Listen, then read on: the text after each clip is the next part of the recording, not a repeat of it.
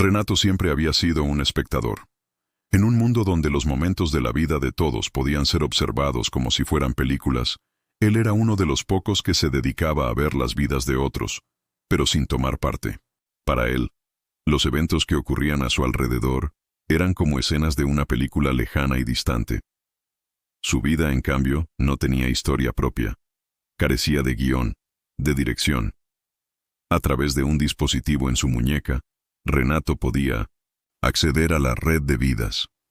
Esta red era un sistema global que permitía a las personas conectarse con las vidas de otros, viendo sus recuerdos, decisiones, emociones, cada momento en tiempo real, como si fuera un flujo interminable de películas. No existían secretos, todo era accesible, pero Renato no estaba interesado en las vidas de la mayoría.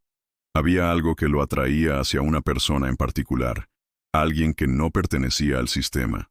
Una persona cuyo flujo de vida no podía verse, su propio reflejo, él mismo. Una noche, después de años de observar la vida de extraños, Renato decidió experimentar algo extraño. En la pantalla de su dispositivo, vio la opción de ver propia vida. Era una función que, en teoría, no existía. El sistema estaba diseñado para que las personas nunca pudieran verse a sí mismas, pues eso rompería el equilibrio del sistema de observación. El simple acto de ver tu propia vida en pantalla significaría un rompimiento del ciclo, un trastorno irreparable para el control de la red. Sin embargo, lo que vio fue aún más desconcertante. En lugar de una película que narrara su vida, la pantalla se mantuvo en blanco. Solo apareció un mensaje: eres el último espectador. Renato, con el corazón latiendo rápidamente, intentó cerrar la aplicación, pero el mensaje no desaparecía.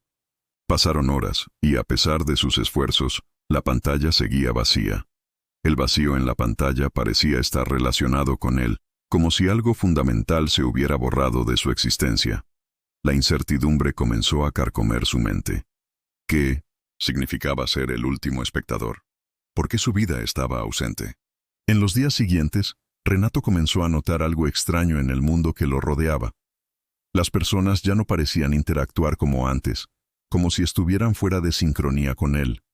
Cada conversación, cada encuentro se sentía distante, como si los demás estuvieran interpretando un guión que él no podía comprender. Decidió investigar más a fondo, recorriendo los rincones de la ciudad, buscando respuestas. A medida que avanzaba, notó que algo fundamental se estaba desvaneciendo. Las personas ya no recordaban las mismas cosas que él. Las memorias colectivas, que una vez definieron su sociedad, estaban desapareciendo lentamente, como si alguien las estuviera borrando. Finalmente, un hombre extraño se acercó a él en una plaza desierta. Era un hombre mayor, con una expresión fatigada pero tranquila, como si hubiera vivido más allá del tiempo mismo. «Tú eres el último espectador», dijo el hombre sin rodeos. «Has visto todas las vidas, pero nunca has vivido la tuya. La red te ha olvidado, Renato». «¿Olvidado?